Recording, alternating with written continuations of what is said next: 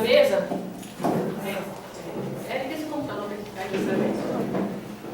Chamar aqui para a mesa o professor Saldanha, professor da UFPA, que veio gentilmente nos ajudar a debater esse tema, que está muito bola, e fundamental entender o que está por trás disso com relação ao que nos atinge. Não é uma discussão só teórica ou abstrata. Vamos trazer para a nossa realidade, trazer para o nosso ambiente real, para ver exatamente o que nos atinge, o que nos ataca e também, né, contar um possível perspectivas sobre isso. Ele vai falar durante 20 minutos e a gente abre o debate já com o ponto 1 da Assembleia, que é se posicionar com relação ao que está acontecendo. Com muita tranquilidade nesse momento e falar sobre uma pessoa de fora, que é servidor público federal, mas de fora da categoria, que trabalha com isso, professor da UFPA, para ajudar, nos ajudar a ter noção do que significa esse termo. Porque a gente fala, porque é partido. Sim, tem partidos que se alinham pelo fascismo. Outros que não e tal. Então, o fascismo vocês ouviram aí pelo vídeo, mais ou menos, alguns aspectos dele, tem outros também, mas alguns aspectos deles. Agora, o professor vai tratar de assuntos mais ligados a nós. Na questão desse que nos atinge, nos ataca, e que está realmente em jogo nesse processo eleitoral. Eu queria levantar uma questão de ordem. Questão de ordem antes do debate? Antes do debate, justamente. Vamos falar aqui daí. É sobre essa assembleia aqui nesse espaço do sindicato. Eu acho que o trabalhador tem que fazer assembleias nos seus locais de trabalho. Não que você também, numa assembleia até concorrida como a de hoje, você faz a assembleia dentro de um espaço visível. Que se retire do rodízio assembleias na sede aqui na sede, porque eu acho que o trabalhador tem que fazer assembleia nos seus locais de trabalho. Então, veja bem, a gente está falando só que para informar vocês, isso já foi votado na Assembleia Geral, aonde o sindicato foi incluído no rodízio, sem tirar o rodízio qualificado, no caso da eleição para empregados, etc. Então, o rodízio qualificado está preservado, o rodízio nos órgãos, porém, o sindicato foi incluído em Assembleia Geral sobre o rodízio. Não pode mais botar só o Congresso para modificar dentro da Assembleia. Já está. Sabe dizer que dia foi? Que dia foi? A Assembleia passada. Mas a assembleia com 2, 3, aí decide as coisas. A Assembleia que eu votei. Tá, tem. E foi, inclusive, colocar com o pau. Bom, A quantidade de presente para valer a Assembleia, né? não tem limite de cola, só para a mudança estatutária tem limite de cola. Não, uma pessoa para valer? Não, uma pessoa não faz nem Assembleia. Tem que ter limite. O limite é previsto, o limite para o colo é previsto para assembleias que definam questões de patrimônio estatutárias. E o estatuto prevê muito bem isso, tá bom? E sempre é respeitado. Mas o estatuto diz a quantidade de pessoas tem que ter presente. Quando houve, a gente não vai para essa discussão, porque já está superado, nós entendemos, porque já foi votado na Assembleia Geral. Vamos iniciar então, o professor Henrique Saldanha falar por 20 minutos sobre um tema colocado no iniciar do debate. Tudo bem? Vamos lá. Boa tarde a todos e todas. Início, só para não ficar, a gente pedir que você me avise com 10, faltando 5. Bom, queria mais uma vez agradecer o convite do sindicato para estar com vocês.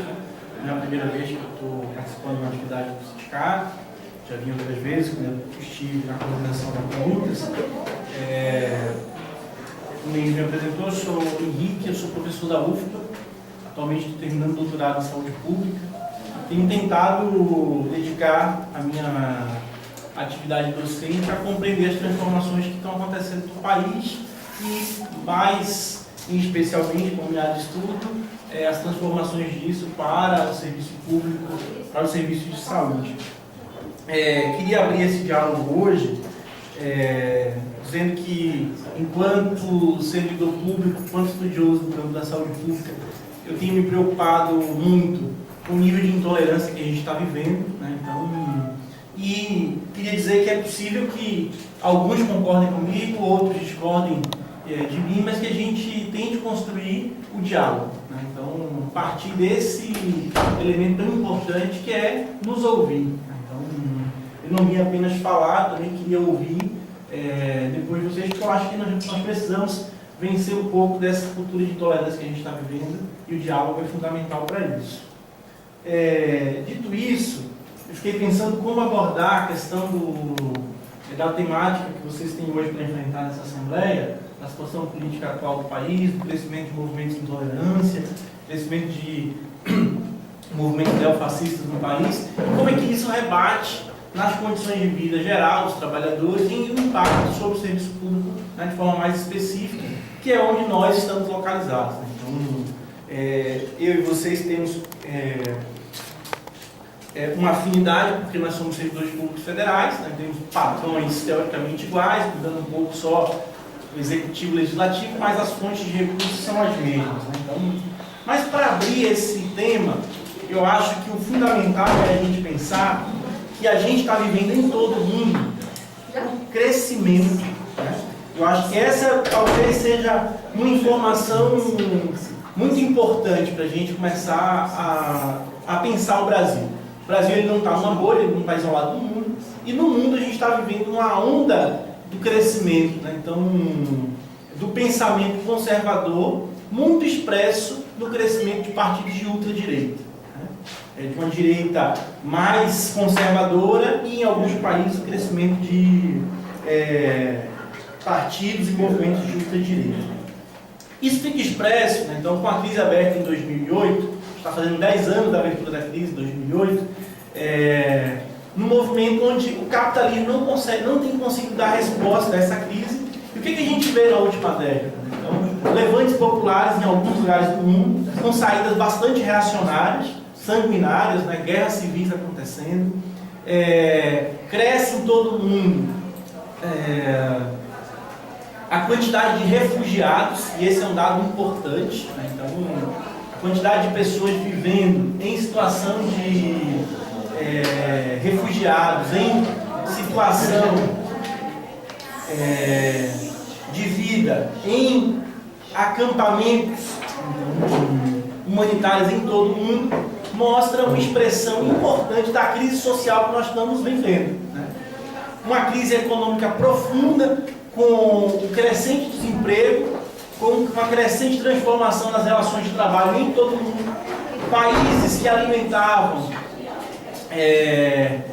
garantias de proteção social, perdendo essas garantias, né? Flexibilização nas formas de contratação. Dá um tempinho só para poder se acomodar. Não? Não tá. Peraí, gente, está chegando muito tempo. Tem cadeira aí.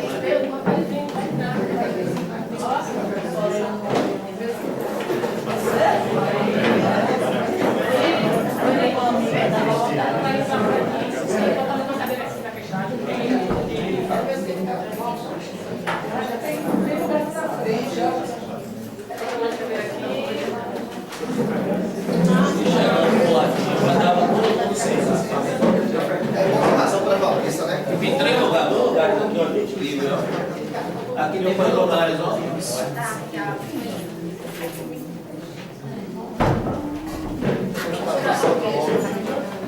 Pessoal, para evitar esse transtorno, porque não temos tempo, essa parede aqui é cartonada. E aí, mano? E dá para uma sala que a gente que usa aqui, só a diretoria que está aqui. Então a gente vai abrir isso aqui. Então nas próximas que forem aqui, já terá um espaço maior, porque isso aqui é gesso. Porque não houve tempo para fazer isso. A outra sala não é maior? Não, é menos. É de reunião? Então, seguindo,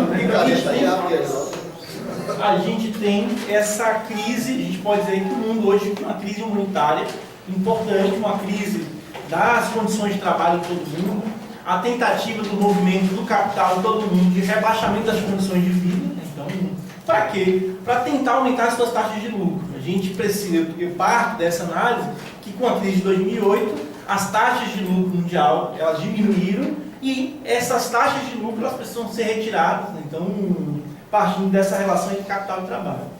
Agora, isso não é suficiente para explicar o que nós estamos vivendo no país. Né? Então,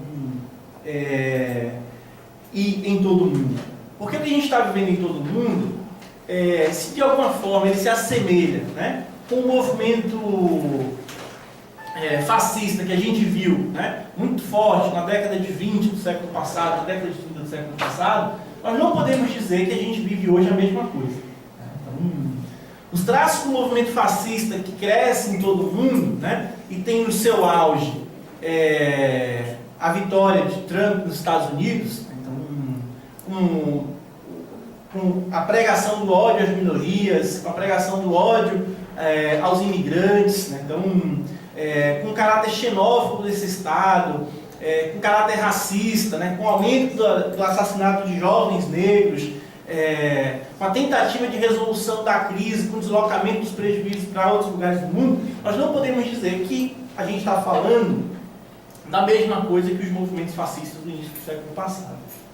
Porque os movimentos fascistas do início do século passado, eles respondiam a uma conjuntura muito particular. E a gente pode tentar dizer que eles respondiam de uma forma de contra-revolução, né, de baixo para cima, a um movimento que tinha sido disparado pelos trabalhadores em 17 de uma revolução social. Em todo o mundo, o fascismo ele se configura como a sua principal característica, o movimento de uma contra-revolução, né, para tentar barrar a ascensão do comunismo. E esse foi o elemento, inclusive, que juntou em vários estados do mundo liberais com fascistas, né? Muitos liberais apoiaram regimes fascistas por um elemento. Diziam, é melhor a ascensão do fascismo do que a ascensão do comunismo, né? Então, se esse é o primeiro movimento, que a gente pode dizer, olha, não há, então, um movimento comunista agora. Então, esse neofascismo que a gente está vivendo não pode ser comparado com uma resposta a um comunismo que cresce, mas como uma resposta a uma crise social profunda do capitalismo que nós estamos vivendo, né? O fascismo clássico, ele era um movimento político, né? Então, que juntou espectros da ultradireita, muito conservadora, e tinha um combate muito claro ao socialismo.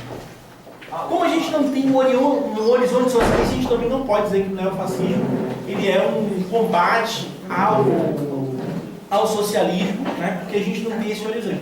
Mas é o combate, né? Então, e aqui eu queria dizer, é o combate essencialmente, né, cultural a transformações que a gente viveu no mundo, né? Então, principalmente da década de 60 para cá, mas combinado com o combate à tentativa de melhoria das condições de vida dos trabalhadores.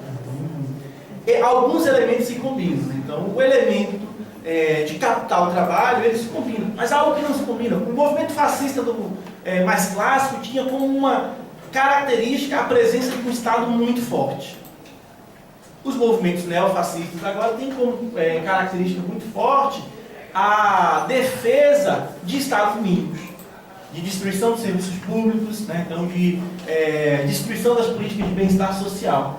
Mas isso só pode ser explicado porque o movimento fascista da década de 20 e 30 do século passado respondia a um estágio de desenvolvimento do capitalismo que era a construção de estados fortes, de estados indutores.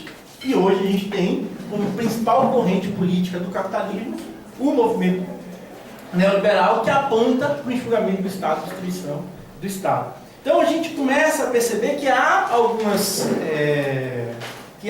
semelhanças, né? Mas há algumas diferenças. O fascismo do passado é extremamente antidemocrático, né? Então, estados fortes totalitários que, se não iniciavam com ditaduras, caminhavam para ditaduras, por quê? Porque tinham como elemento central a eliminação do dissenso. No movimento neofascista que a gente tem visto no mundo, também há uma perspectiva antidemocrática, no sentido de que, ainda que a gente não perceba, né, então, agora, a ascensão na Grécia, a ascensão em alguns países europeus, a ascensão do Trump nos Estados Unidos, se não há um totalitarismo de fechamento dos regimes, há uma tentativa de eliminação das minorias, então, muito fortes. Então, esse é um elemento que permanece, que é o elemento do fascismo ou do neofascismo como um movimento extremamente antidemocrático, né? Então, que vai, inclusive, no passado foi e segue atualmente contra a forma da democracia liberal que a gente conhece nos regimes do mundo, né? A nossa democracia é uma democracia muito mal acabada, né? Com muito pouca participação popular, com convites aí às urnas a cada 2 anos. Né? Então, mas o neofascismo e o fascismo também se opõem frontalmente ao movimento que a democracia liberal se construiu durante o mundo. Já disse, né, o neofascismo o fascismo não inicia necessariamente como uma ditadura, né?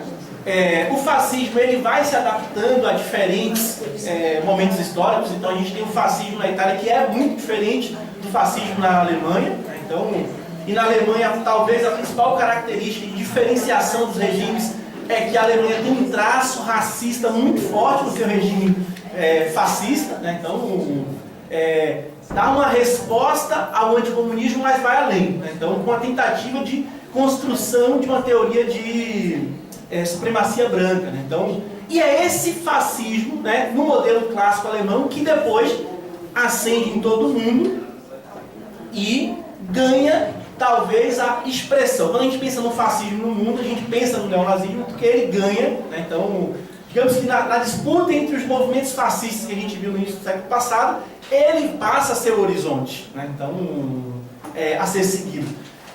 Mas a gente vai ter diferenças. Por exemplo, o Brasil, o primeiro movimento fascista que a gente vê no Brasil são os integralistas brasileiros, né? Então, muito mais inspirados na Itália do que na Alemanha, né? Então, eu chego na questão do nacionalismo, né? Então, a questão do nacionalismo é uma questão muito presente nos movimentos fascistas, porque o fascismo, como eu disse, ele faz uma resposta, né, então, a situações de crise. Não é possível a ascensão do fascismo ou do neofascismo sem um momento de crise social muito profunda, né? Então, crise econômica combinada com crise social. E a ideia do nacionalismo é uma resposta, né, a esses momentos, né? Então, e aí o integralismo. Qual era a base de sustentação do integralismo? Nós vivemos no mundo uma ameaça comunista. Precisamos defender o Brasil. Precisamos construir um movimento de brasileiros para expurgar qualquer movimento que pense o internacionalismo como horizonte, né? Então, esse é um elemento importante. Agora, por que eu passei um pouco pelas experiências para mostrar que o fascismo clássico ele vai se adaptar, né? Então, passou um videozinho aqui a professora mostrando, né? De fato, o fascismo ele vai criar adaptações para cada realidade, né? Então, com mais ou menos fechamento dos regimes, né? Então, mas o que está muito presente, né? Então, é a ausência e o pior, a tentativa de eliminação do dissenso, a tentativa de eliminação das minorias, né? Então, um autoritarismo muito forte. Por isso, inclusive, né, então, que há fake news rolando aí, né? Então, o Brasil passou uma vergonha porque a embaixada alemã precisou dizer que, olha, o fascismo é um movimento de direita, o nazismo, né? Foi um movimento de direita, o Partido Nacional Socialista dos Trabalhadores Alemão não era um partido de esquerda, apesar de ter socialista no mundo. O socialismo naquele momento era um termo em disputa, né? Então, o próprio Karl Marx vai fazer, né, no Manifesto do Partido Comunista uma elaboração sobre alguns conceitos e vai fazer uma polêmica com um setor que era os socialistas reacionários, né? Então, mas não era um de esquerda, né? Era um movimento que se reivindicava socialismo, porque o socialismo estava ali como um termo semântico em disputa. Então, porque Rosa Luxemburgo já tinha sido fuzilada há muitos anos antes. Havia também um movimento de socialismo prussiano que dizia, nós somos um movimento de direita, né? Então, mas só para a gente entender como circula, né? Então, essas possibilidades da gente confundir mesmo a nossa memória, né? Então, que o socialismo, que o nazismo não era um movimento de esquerda, muito pelo contrário. Prova disso é que se você se encontra com qualquer grupo que reivindica neonazista hoje e se diz de esquerda, muito provavelmente você vai ser violentado, né? Então, e vai ter a sua vida colocada em risco. Mas também foi confundido pelo Estado forte, né? Então eu falei um pouco disso, né? Dessa ideia do Estado forte, que não necessariamente o Estado forte era uma característica naquele momento dos partidos de esquerda, mais do desenvolvimento do capitalismo. É verdade que a esquerda segue defendendo uma presença muito forte do Estado quando indutor, né? Mas no passado essa não era uma exclusividade da esquerda. Então o capitalismo se desenvolveu nos países inclusive centrais com a indução do Estado de forma muito forte, né? Agora entrando nas características do neofascismo que a gente vive hoje no mundo todo, né? Então eu acho que um elemento importante para a gente entender é que a gente está chamando de guerra cultural, né? Há uma tentativa há uma guerra cultural muito forte para tentar ganhar a ideia, né, do que foi a história recente, a história recente da década de 50 para cá, para tentar reinventar a história a partir de teorias que me soam absurdas. Por exemplo, né, então, há uma teoria na guerra cultural que diz que aqueles que lutam contra as desigualdades criam as desigualdades. Um exemplo, as mulheres que lutam contra o machismo promovem o machismo. Ou o machismo existe porque as mulheres lutam contra o machismo. Ou que os negros promovem o racismo ao lutar contra o racismo. Isso é uma guerra cultural, né? Diz, olha, vocês, as minorias que se organizam para lutar, dividem a sociedade. Então, fazem com que a sociedade seja dividida. Isso é uma guerra cultural muito forte em todo o mundo, né? Então, não é um elemento do Brasil. A gente tem, né, então, como característica muito presente dos movimentos neofascistas que a gente tem visto no mundo, a emergência de uma nova direita muito conservadora e a guerra cultural sobre os comportamentos, né? Então,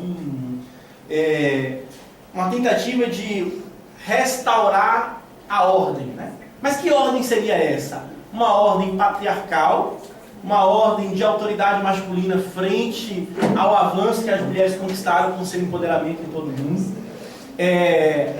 Restauração da ordem de colocar as pessoas LGBTs para dentro do armário novamente, né? Então, um movimento que ainda luta tanto para fazer com que as pessoas tenham condições de assumir a sua sexualidade.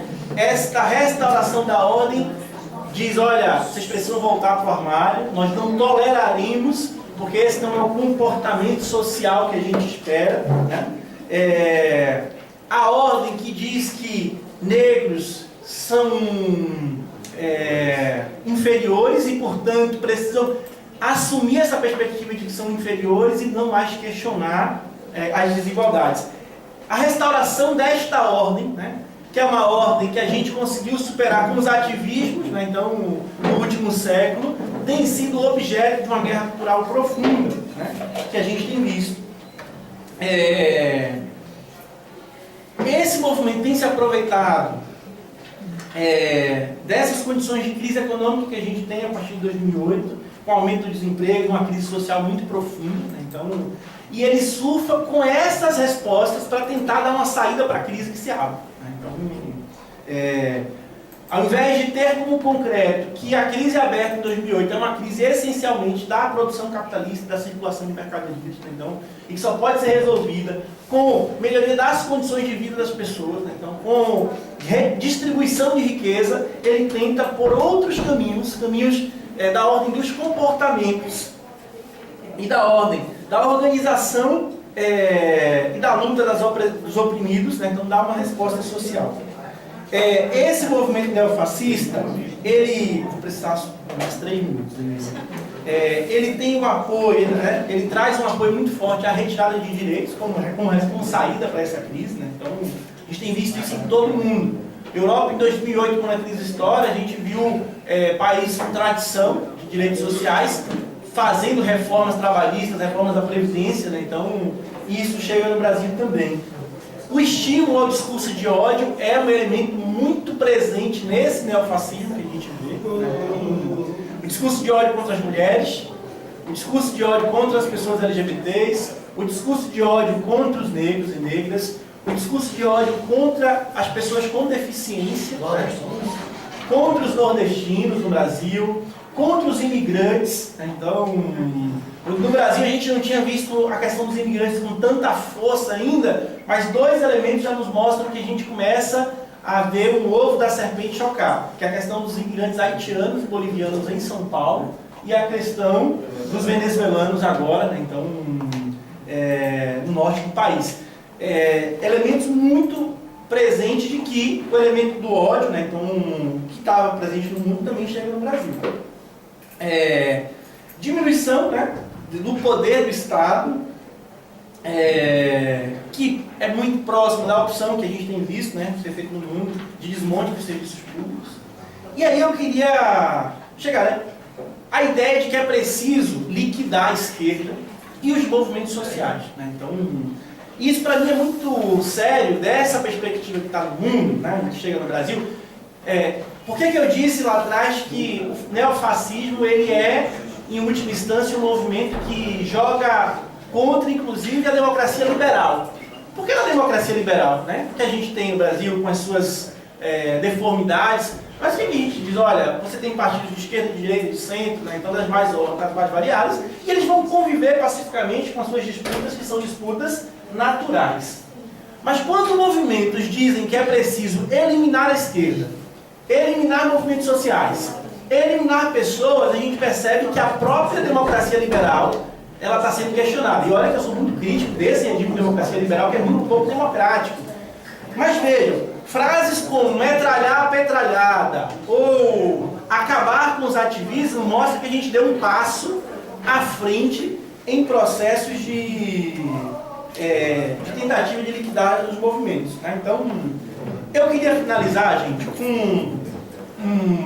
para pensar a conjuntura e pensar o serviço público, porque não é apenas a eliminação da esquerda, é a eliminação da capacidade de organização dos trabalhadores e trabalhadoras para lutar por suas condições de trabalho, por suas condições de vida. Então,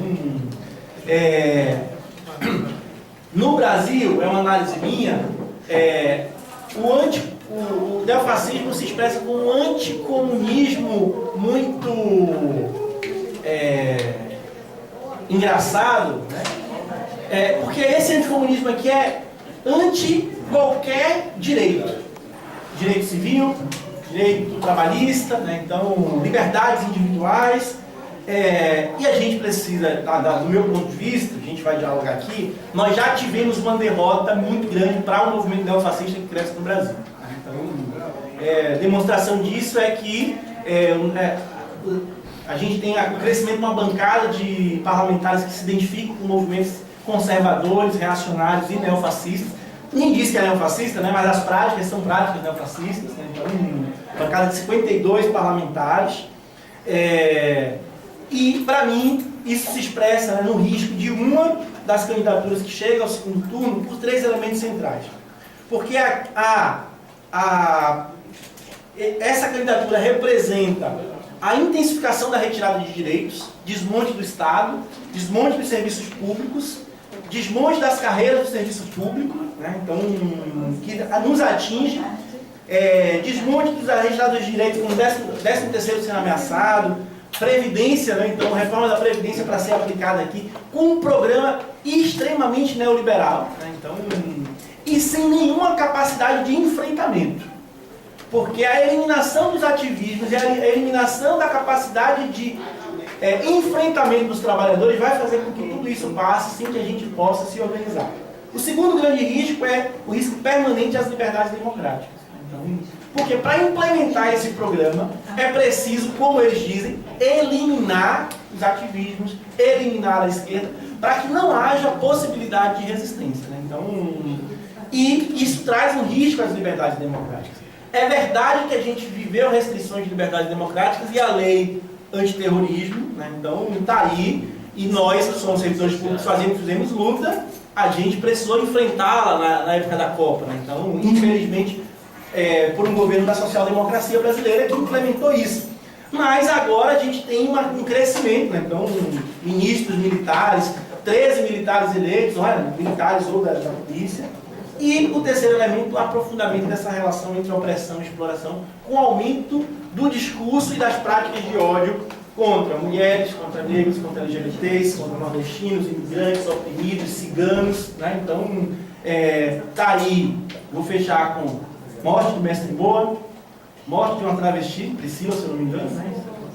esse final de semana em São Paulo, aumento dos casos de feminicídio no nosso país, né? Então, expressão de que a gente caminha na sociedade brasileira para a barbárie, né? Então, esses são alguns elementos para pensar, né? Então, que eu acho que são importantes e que coloca para nós, né, servidores públicos federais, trabalhadores que vivem do seu trabalho, que precisam lutar cotidianamente para ter melhores condições de vida e de trabalho, a perspectiva de que, se a gente permite o crescimento e a ascensão de movimentos neofascistas no país, nós teríamos piores condições para fazer a luta, né?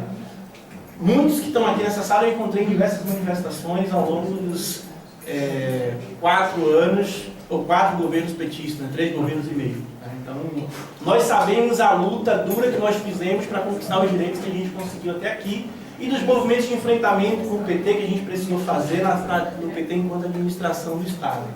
E eu sempre tenho brincado, né? Na minha assembleia de professores a gente aprovou uma resolução, né, de luta contra o neofascismo, de voto crítico na candidatura do PT, a gente dizia lá uma coisa: nós já sabemos lutar contra os governos petistas. Aprendemos isso em 12, 14 anos de governo. Né? Então, nós não sabemos lutar contra o neofascismo no Estado brasileiro. Nós não temos noção do que é enfrentar ministros militares. Eu sou jovem, talvez alguns de vocês aqui possam ter lutado no enfrentamento aí no fim da ditadura, mas eu, quanto jovem, não tenho noção do que é enfrentar ministros militares e os militares organizados no país, não a partir de um golpe, mas a partir da ascensão do governo. Então, isso dificulta muito a nossa capacidade organizativa dos trabalhadores. Então, são um pouco dos elementos que eu acho que são importantes para a gente entender a conjuntura e poder debater nessa perspectiva. Obrigado.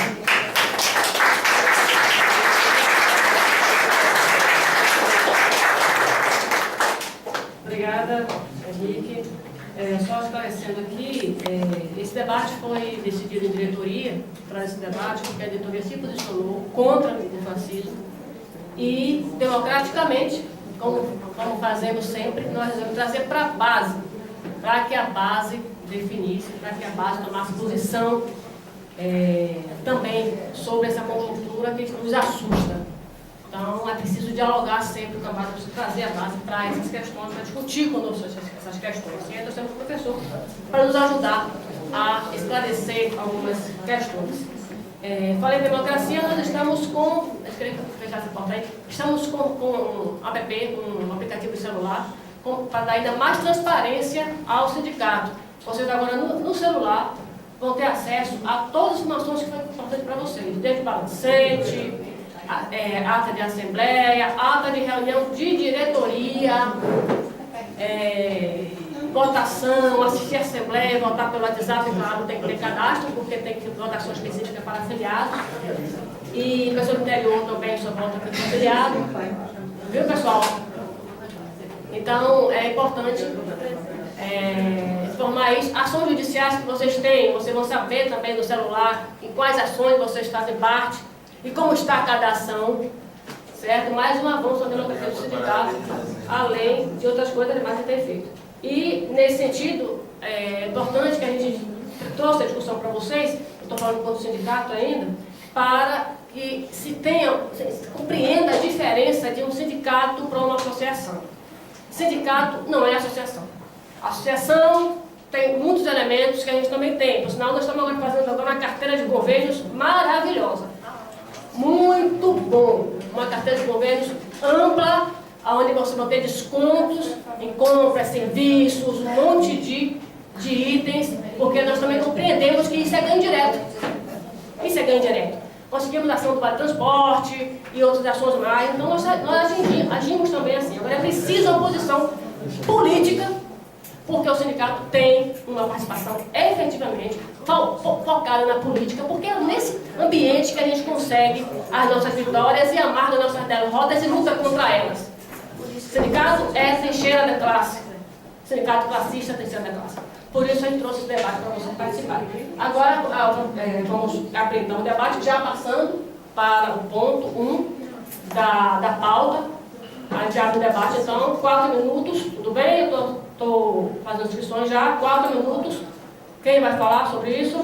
Queria, sobre o antes tema. de iniciar o debate, Denise, reiterar o apelo, não precisa de nenhum tipo de constrangimento, mas considerando a escalada de violência política perpetrada pelo neofascismo concreto, que sentia falta de nominá-lo, né, embora tenha nominado o PT, faltou nominar que é o senhor Jair Bolsonaro e seus seguidores, e eventual colega, sem querer nenhum constrangimento, que porte arma para fins de trabalho mesmo e que aqui esteja, que deposite na secretaria do sindicato qualquer tipo de armamento que utiliza para fins funcionais, mas que aqui esteja portando.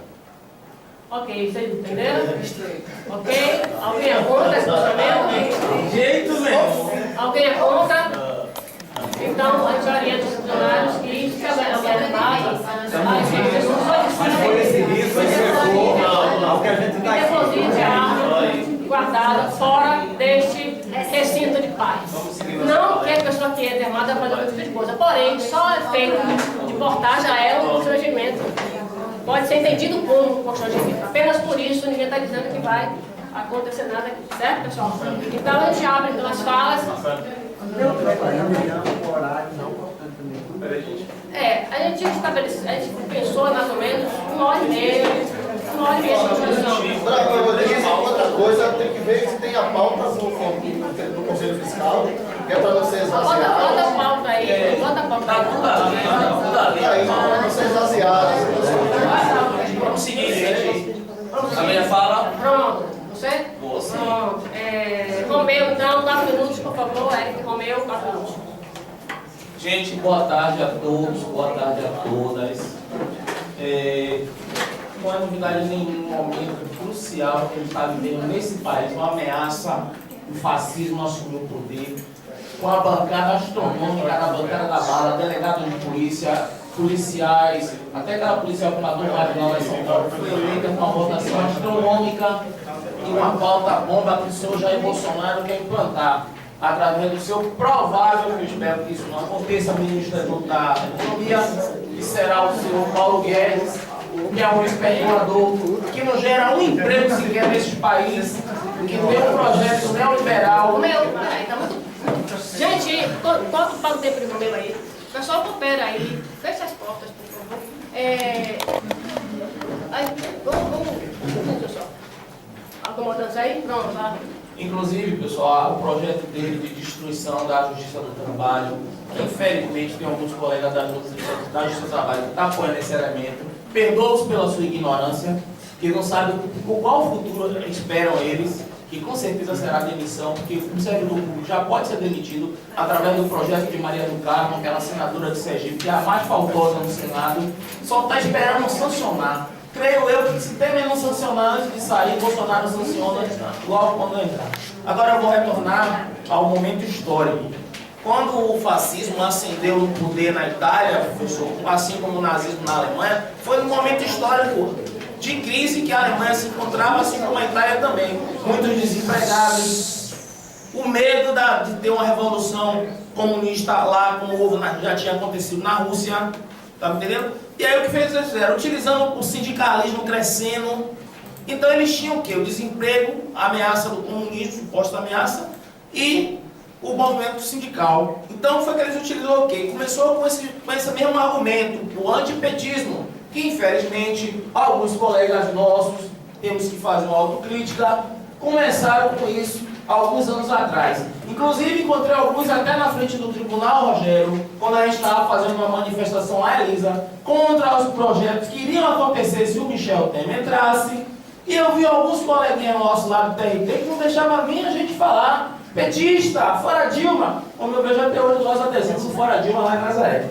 Aí, gente, para eu tentar explicar para vocês, o que hoje eu vejo o perigo, a ameaça, a extrema-direita se organizou nesse país de um jeito como a gente não faz noção. Eu tenho frequentado bairros da periferia que eu estou vendo menino de colégio secundarista de Grêmio, cara, com camisa de Bolsonaro. Esses meninos se reúnem todo mês, toda semana eles têm reunião com oficiais da polícia, oficiais das Forças Armadas. Esses caras já vêm preparando isso há muito tempo e a gente dormiu. Eles estão organizados. E hoje eles têm o quê? Uma estrutura do quê? As fake news, que é as mentiras, toda hora mentira. Eu estou cansado de discutir com pessoas que são crentes, tentar explicar, gente, não teve kit gay nenhum, isso é mentira. O pastor está falando para você, isso é mentira.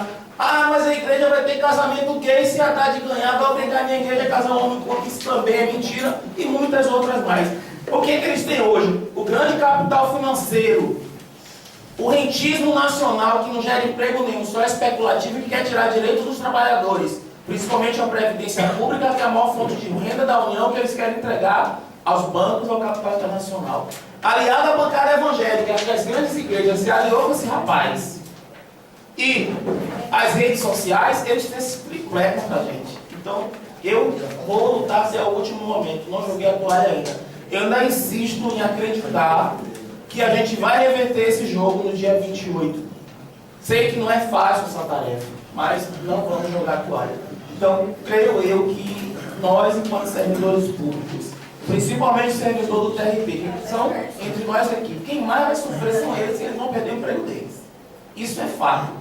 A justiça do trabalho vai ser extinta e nem todo mundo vai ser aproveitado pela Justiça Federal, como infelizmente alguns colegas nossos ingenuamente acreditam. Vão se colocar à disposição de outros órgãos e futuramente vão perder seu emprego. Então, para encerrar aqui a minha fala, professor, é que uma coisa que me chama muita atenção, que eu acho que a história está retornando, que é quando houve a marcha pela família e com Deus e pela pátria, aquela maldita marcha que implantou a ditadura no nosso país. O que você acha hoje desse movimento dos evangélicos, essas bancadas fundamentalistas, supostos paladinos da moralidade, trabalhando na mente das pessoas? A gente não está vivendo um perigo iminente da história acontecer de novo? Próximo é Jéssica. Mais alguém inscrito? Pessoal, só falar aqui, como sou servidor do Mirabara, e lá no Mirabara precisa bater o ponto para entrar, sair, tá? Eu não bati o ponto ainda, a gente paga minuto a minuto, e se eu devo chegar lá às 2h30, então devo sair lá para as 9h30, para as 10 horas da noite. Eu tenho que me ausentar. Aí eu quero falar que caso haja uma votação aqui, sim, se autorizado, para o sindicato firmar a posição a respeito de um candidato ou de outro nesse segundo turno, eu queria ao segundo colega de antecipadamente manifestar a favor de que o sindicato apoie a Haddad nesse segundo turno. Caso haja.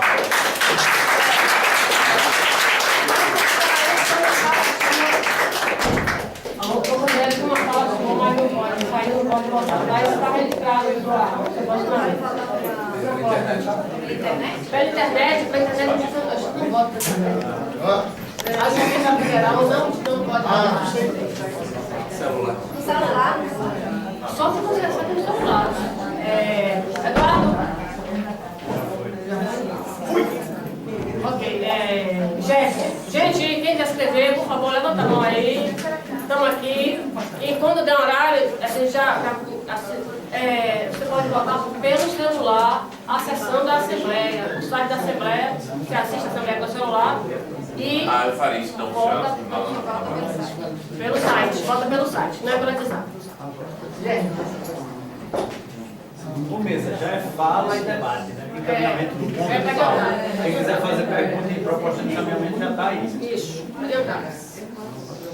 Bom,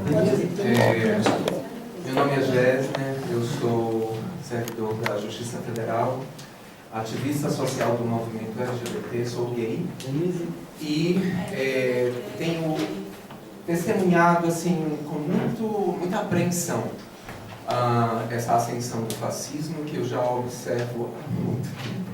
Eu lamento que quando da eleição de Trump eu dizia que o Brasil corria sério risco de cometer o mesmo erro e de ceder espaço para uma extrema-direita, e colegas meus diziam, não, Bolsonaro não vai ser eleito. Eu acho que muita gente se enganou, eu não.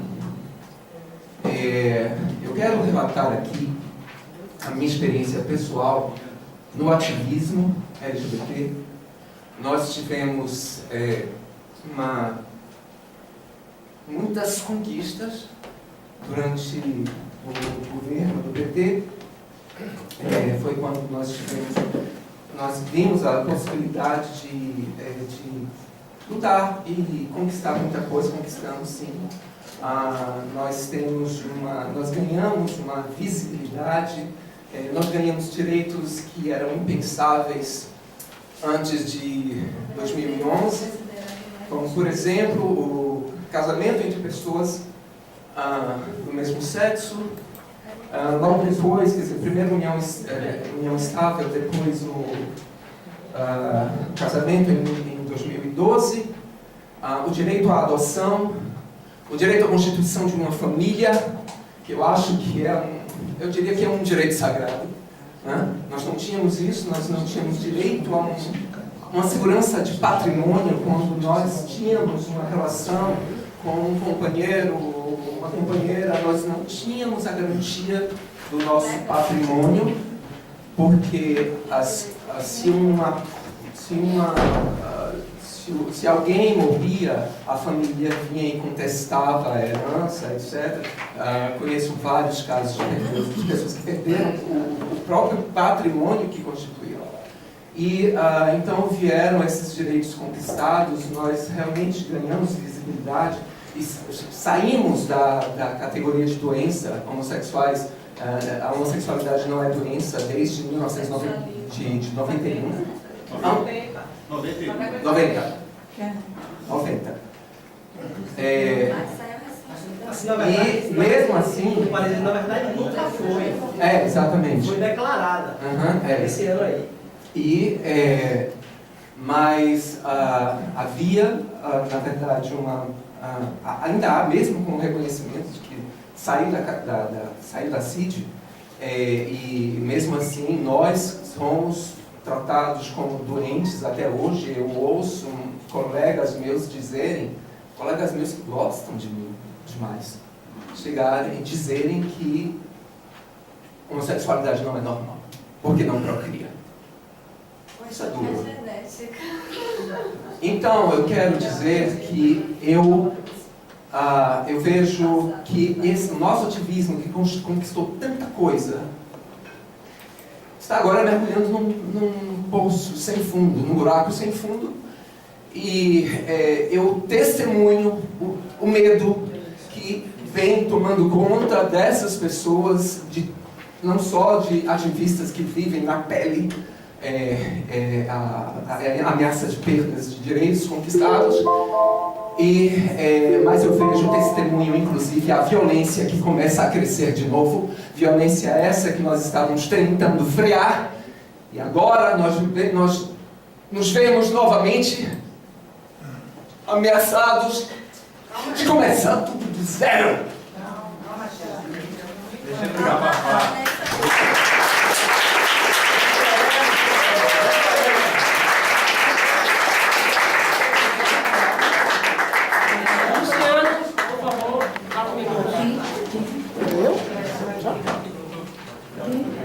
Você pode falar, por favor? Obrigado.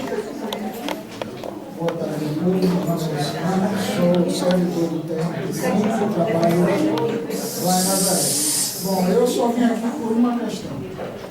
A questão do posicionamento do sindicato com relação a partido político. O número, eu acho que essa questão não foi bem debatida. O número de pessoas aqui é muito pequeno para decidir por toda a categoria. Essa questão deveria ser levada tanto no TRT de Nazaré, no TRT do Comércio, e isso deveria ter um amplo debate. Acho que essa decisão agora é extremamente apressada, não concordo com isso. Acho que a categoria teria que ser mais mobilizada para que cada um expresse o que deve pensar a respeito. Acho que todo mundo aqui tem direito de escolher se é de partido A, B ou C. A questão é a categoria, o sindicato. É outra história. O sindicato é uma entidade que representa todos. Uma decisão aqui, ou com o pessoal do interior, não vai representar todos no sindicato.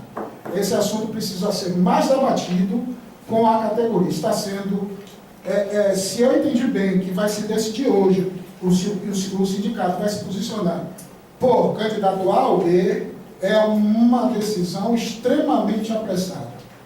Muito apressada. Eu acho que a categoria tem que ser cientificada, a categoria tem que debater esse assunto.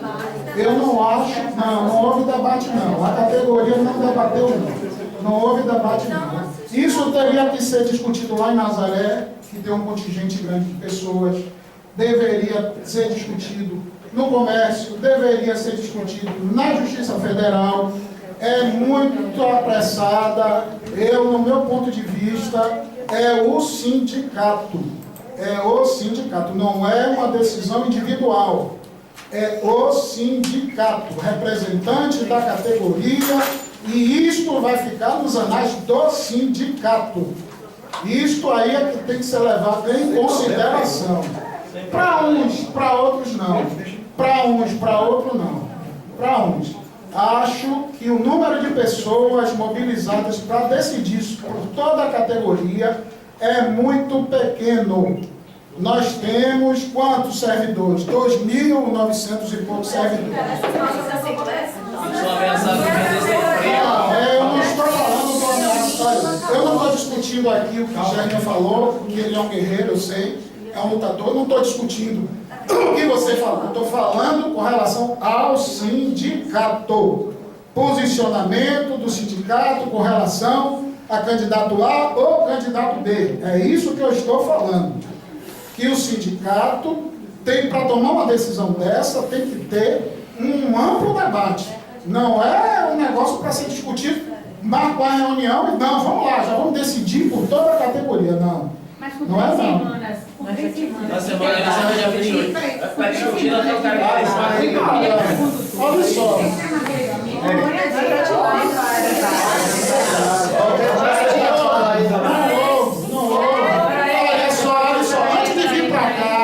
Eu passei em alguns setores lá, o pessoal não está nem sabendo. Não está sabendo, é verdade. Passa lá em Nazaré e vê. Veja aí os próprios olhos. Eu passei em vários setores. É verdade, sim. Você chamou. É verdade isso. Isso é fácil de ser constatado. Pega aqui. 5 pessoas, vai lá em Nazaré e vê. Vai lá ver. Não é assim não, gente. Boa, não é assim não. Olha, sindicato não pode ser instrumento de partidário de ninguém. Sindicato é independente de partido.